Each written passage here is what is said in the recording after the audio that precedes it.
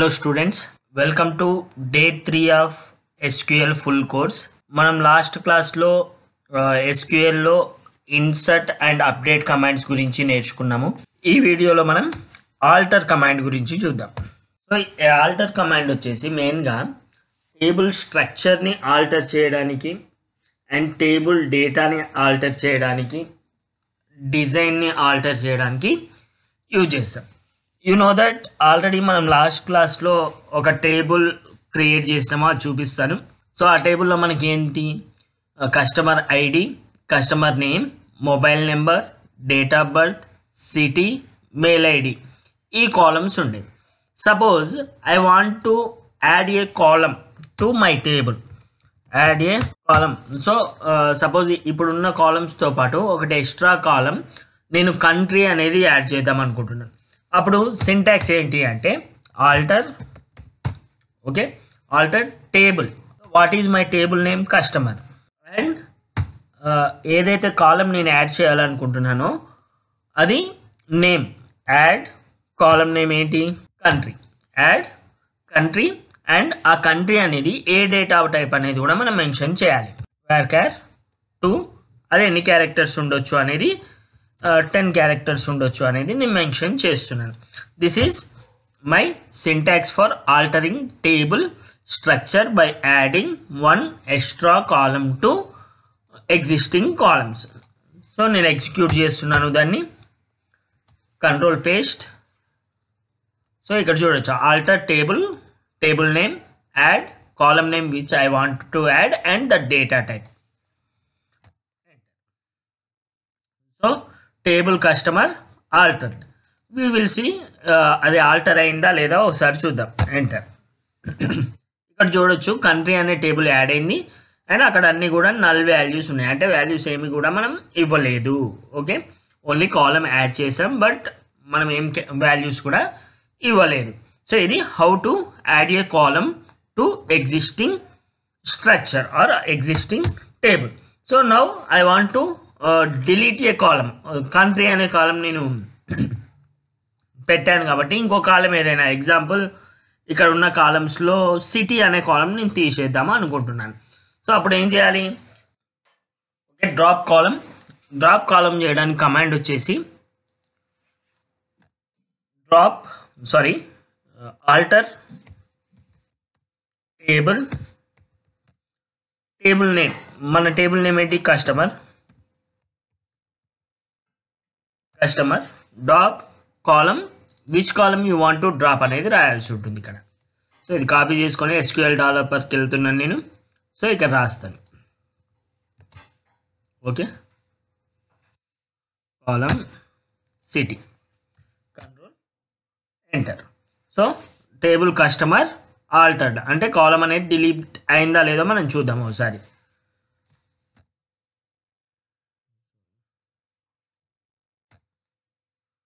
ఇక్కడ చూడొచ్చు సిటీ అనే కాలం ఇంత ముందు ఉండేది, డేట్ ఆఫ్ బర్త్ తర్వాత ఈమెయిల్ ఐడికి ముందు, అది డిలీట్ అయిపోయింది. సో ఈ విధంగా మనం కాలం అనేది డ్రాప్ చేయొచ్చు, టేబుల్ స్ట్రక్చర్ని ఆల్టర్ చేయొచ్చు.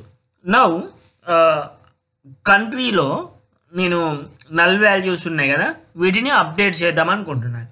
సో ఈ అప్డేట్ చేయడానికి ఏ కమాండ్ వాడతాం మనం, అప్డేట్ అనే కమాండ్ వాడతాం. So update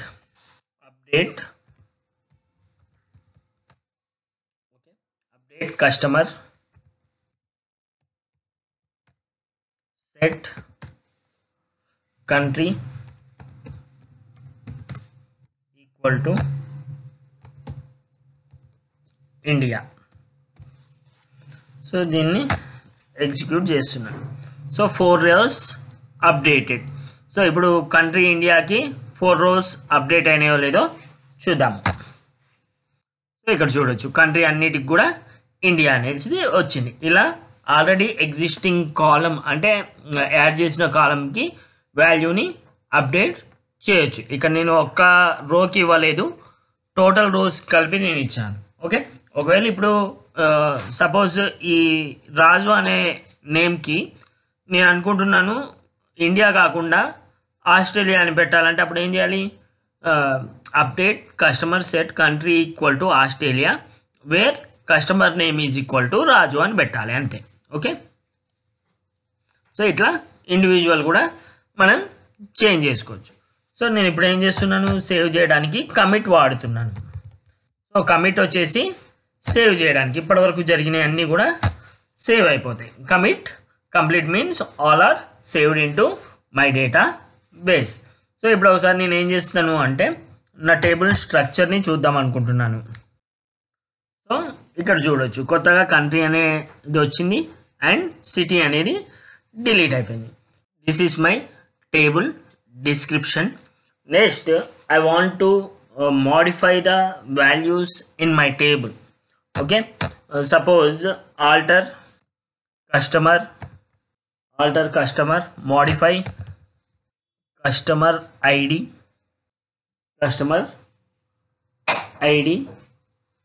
number. So customer ID మనం డేటా టైప్ నెంబర్ ఇచ్చాము. సో ఇంతకుముందు నెంబర్ ఎంత ఉండే 10 ఉండే, నేనేమనుకుంటున్నాను అంటే 12 చేద్దాం అనుకుంటున్నాను దాని capacity. So this is my command enter. So ఇక్కడ ఏమొస్తుంది, ఇన్వాలిడ్ ఆల్టర్ కమాండ్ వస్తుంది.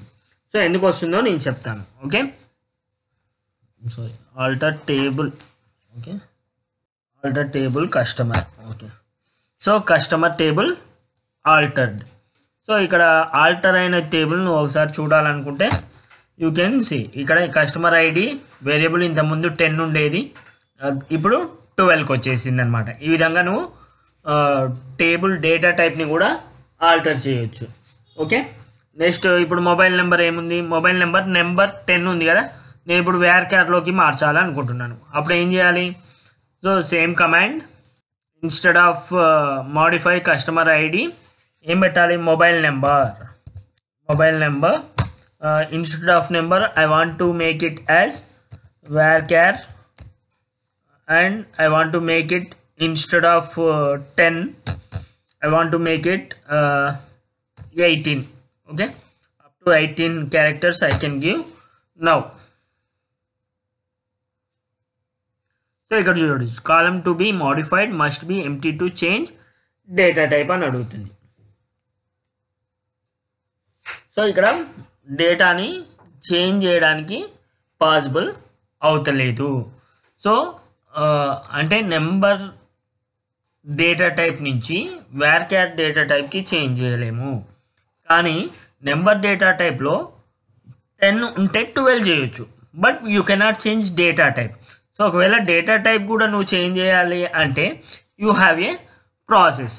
Okay, to modify non empty table. So empty table అయితే ఈజీగా నువ్వు మోడిఫై చేయొచ్చు, but non empty table modify చేయాలంటే you have a process. Empty టేబుల్ని ఎందుకు మోడిఫై చేయొచ్చు అంటే ఆల్రెడీ అందులో ఏ వాల్యూ లేవు కాబట్టి you can modify. But non empty table ఏంటి అంటే ఆల్రెడీ అక్కడ మొబైల్ నెంబర్ చాలా నెంబర్స్ ఇచ్చేసి ఉంటాం మనం. ఇప్పుడు వేర్క్యార్కి మనం చేంజ్ చేయాలి అంటే ఇట్ విల్ బి డిఫికల్ట్, దానికి ఒక ప్రాసెస్ ఉంది. For that we have to follow 6 steps. First ఏం చేయాలంటే we have to take backup of current table. So present టేబుల్ని బ్యాకప్ తీసుకోవాలి. తర్వాత ఏం చేయాలంటే ట్రంకేట్ టేబుల్. సో ఆ బ్యాకప్ తీసుకున్న తర్వాత మనకు ఫస్ట్ బేస్ టేబుల్ ఉంటుంది కదా, సో ఆ బేస్ టేబుల్ని ట్రంకేట్ చేసేయాలి. సో ఆ బేస్ టేబుల్ని నేను మెయిన్ ఆర్ బేస్ టేబుల్ అంటాను. ట్రంకేట్ అంటే సింపుల్గా చెప్పాలంటే ఒక టేబుల్ ఉంది మన దగ్గర, ఆ టేబుల్ని బ్యాకప్ తీసుకున్నాం. సో బ్యాకప్ తీసుకున్న తర్వాత బ్యాకప్ తీసుకున్న కాపీని కాకుండా మెయిన్ కాపీ ఉంటుంది కదా, దాన్ని టర్నికేట్ చేయాలి. So you know that what is truncate అంటే టేబుల్ స్ట్రక్చర్ అలాగే ఉంటుంది, కానీ అందులో ఉన్న డేటా మాత్రం డిలీట్ అయిపోతుంది. అంటే ఇప్పుడు ఏంది, టేబుల్ స్ట్రక్చర్ ఉంది, డేటా లేదు. So you can modify data type. So ఇప్పుడు నువ్వు డేటా టైప్ని మోడిఫై చేయొచ్చు. మోడిఫై చేసిన తర్వాత ప్రీవియస్ డేటా మనం బ్యాకప్ తీసుకున్నాం కదా, దాన్ని రీస్టోర్ చేయాలి. Restore backup data. సో ఇంతకుముందు తీసుకున్న బ్యాకప్ టేబుల్ ఉంది కదా, కాపీ టేబుల్, దాన్ని రీస్టోర్ చేసుకోవాలి. ఓకే, నెక్స్ట్ ఇప్పుడు మనకు కావాల్సిన డేటా వచ్చేసింది. వేరియబుల్ టైప్ కూడా డేటా టైప్ కూడా చేంజ్ అయిపోయింది. ఇప్పుడు బ్యాకప్ టేబుల్ ఉంది కదా, అది మనకు అవసరం లేదనమాట. Delete backup table. సో ఇది డిలీట్ చేస్తావా చేయవా అనేది యువర్ విష్. డిలీట్ చేస్తే స్పేస్ సేవ్ అవుతుంది, డిలీట్ చేయకపోతే స్పేస్ అలాగే వేస్ట్ అవుతుంది, కాబట్టి డిలీట్ చేయమంటున్నాను అంతే. అండ్ ఇవన్నీ చేసిన తర్వాత లాస్ట్కి ఏం చేయాలి, కమిట్ చేయాలి, అంటే సేవ్ చేయాలి. సో సింపుల్గా చెప్పాలి అంటే ఆల్రెడీ డేటా ఉన్న టేబుల్ డేటా టైప్ని మనం చేంజ్ చేయలేము, column data టైప్ని.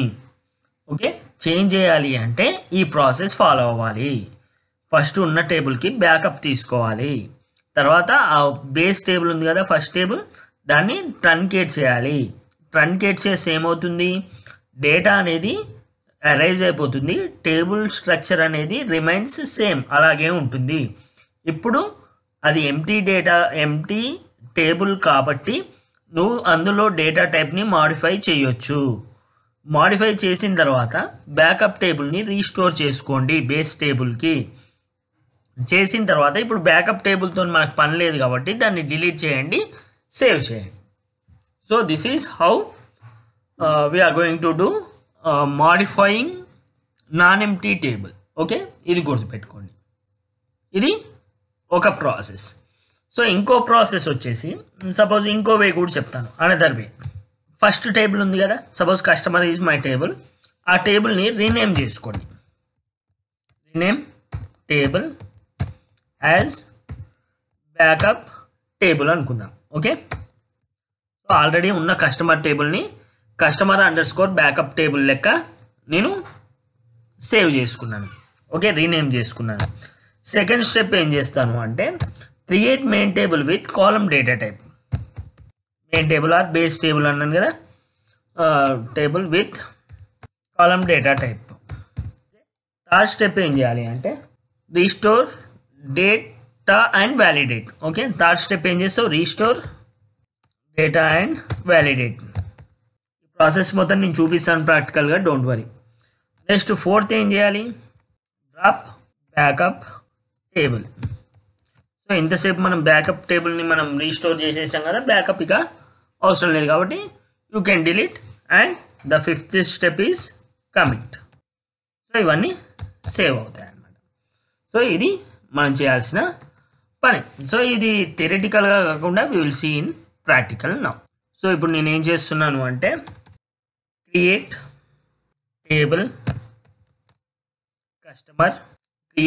Customer _backup BKP అనుకున్నాను. Okay, as select star from అంటే ఒక టేబుల్ని బ్యాకప్ తీసుకోవడానికి కమాండ్ ఇది. Okay, enter. So table customer backup created అంటే కస్టమర్ టేబుల్ ఉంది, ఇప్పుడు దానికి బ్యాకప్ టేబుల్ కూడా క్రియేట్ అయిపోయింది. ఓకే, నెక్స్ట్ ఒకసారి చూద్దాం బ్యాకప్ టేబుల్లో మనం అన్నట్లు అన్నీ ఉన్నాయా లేదా. Select star from customer _backup. Will see what are the things we have in that table. So same చూడొచ్చు, కస్టమర్ టేబుల్లో ఏవైతే ఉండేవో అవన్నీ కూడా కస్టమర్ బ్యాకప్ టేబుల్లోకి మనకు వచ్చేసాయి. ఇప్పుడు I want to see what are in customer table also. So customer టేబుల్లో కూడా నేను ఏమున్నాయో చూద్దాం అనుకుంటున్నాను ఒకసారి. Select star from customer. So you can see same content ఉంది కదా, కస్టమర్ బ్యాకప్లో సేమ్ కంటెంట్ ఉంది, కస్టమర్ టేబుల్లో కూడా సేమ్ కంటెంట్ ఉంది. Now I want to truncate table first table which is my main table. I want to truncate customer, enter. So table customer truncated. ఇప్పుడు ఒకసారి నేను టేబుల్ కస్టమర్ని చూస్తాను. Okay, so here you can see that data is deleted, structure remains same. So structure అనేది same ఉంది, కాకపోతే data అనేది మాత్రం డిలీట్ అయిపోయింది. ఇప్పుడు alter table customer. So alter table customer నేను మోడిఫై చేద్దాం అనుకుంటున్నాను. Modify mobile number, right, mobile _number same column name రాయాలి. స్పెల్లింగ్ కూడా మిస్టేక్ ఉండొద్దు. varchar 14 and executed. So table customer altered. ఇందాక మొబైల్ నెంబర్ varchar ఇస్తే అవ్వలేదు, ఇప్పుడు అయింది, మీరు చూడొచ్చు. Okay, so we will see once is it changed or not. So select star from కస్టమర్లోకి వెళ్తున్నాను. సారీ, డిస్క్రిప్షన్ చూస్తే తెలుస్తుంది మనకు డేటా టైప్ చేంజ్ అయిందా లేదా. Desc customer. So here you can see mobile number is changed to varchar 2. So ఇప్పుడు మళ్ళీ నేనేం చేయాలి, బ్యాకప్ టేబుల్లో ఉన్న డేటాను మొత్తం నా కస్టమర్ టేబుల్కి తేవాలి. ఎందుకంటే ఇప్పుడు customer table is empty and backup table is with customer data. కాబట్టి సపోజ్ నువ్వు చూడొచ్చు, సెలెక్ట్ స్టార్ ఫ్రమ్ కస్టమర్ కొడితే టేబుల్ ఎంటీ ఉంది, ఏం లేదు. Select star from customer backup కొడితే మాత్రం అందులో సమ్ డేటా ఉంది. ఇప్పుడు బ్యాకప్లో ఉన్న డేటాని నా కస్టమర్ టేబుల్లోకి I want to change. So దానికోసం అంటే ఇన్సర్ట్ చేయాలి. సింపుల్ బ్యాకప్లో ఉన్నదాన్ని నా కస్టమర్ టేబుల్లోకి ఇన్సర్ట్ చేయాలి. So I'm using command insert into customer select star from customer. So నా కస్టమర్ బ్యాకప్ టేబుల్ ఉంది కదా, దాన్ని ఇన్సర్ట్ చేయమంటున్నాను. Backup. So 4 rows inserted. Now I will see what is in my customer table. Select star from. చూడొచ్చు customer టేబుల్లోకి నాకు వచ్చేసింది. ఇప్పుడు నేను ఏమనుకుంటున్నాను అంటే I no need any backup table now. I want to drop table customer underscore backup. So table customer dropped అయింది. Now I want to see customer table is there and I want to see backup of customer table. I want to see లేదు అని చెప్తుంది, table లేదు. Why? Because I have deleted that table. So ఇవన్నీ చేసిన తర్వాత మెయిన్గా మనం చేయాల్సింది ఏంటి అంటే కమిట్ చేయాలి. కమిట్ చేయకపోతే ఏమవుతుంది, ఉండదన్నమాట కమిట్. ఇప్పుడు దాకా చేసినవన్నీ సేవ్ అవుతాయి. Commit completed. ఇలా టేబుల్ కాలమ్ని డేటా టైప్ని ఆల్టర్ చేయొచ్చు. Okay, this is about how to alter the table data. Okay, in next class we will discuss about delete and save point commands, grant, next వచ్చేసి rollback already చూసేసాం, grant, revoke, save point, delete commands next క్లాస్లో చూద్దాం. So ఈ క్లాస్కి సంబంధించిన అంత information కూడా నేను డిస్క్రిప్షన్లో ఇస్తాను, ప్రాక్టీస్ క్వశ్చన్స్ కూడా ఇస్తాను. సబ్స్క్రైబ్ చేసుకోండి అండ్ ఫాలో అవ్వండి.